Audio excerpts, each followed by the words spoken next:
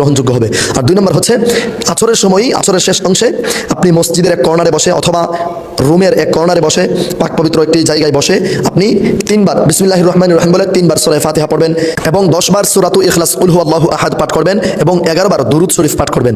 এই আমলটি করে যদি আপনি আল্লাহ রাব্বুল আলামিনের দরবারে মোনাজাতে হাত উঠিয়ে আসরের শেষ অংশে মাগরিবের আধা ঘন্টা আগে এই আমলটি করার চেষ্টা করবেন।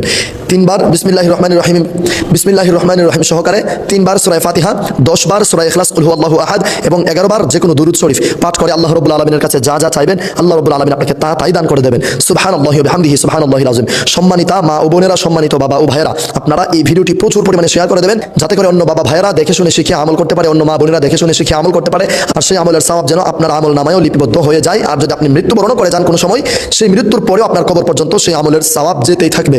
সুবহানাল্লাহি ওয়া বিহামদিহি সুবহানাল্লাহিল আযীম। আর এরকম গুরুত্বপূর্ণ দোয়া ও আমলের ভিডিও পেতে আমাদের এই ইউটিউব চ্যানেল, ফেসবুক পেজ এবং টিকটক আইডি ফলো দিয়ে আমাদের সাথেই থাকুন। আসসালামু আলাইকুম ওয়া রাহমাতুল্লাহ।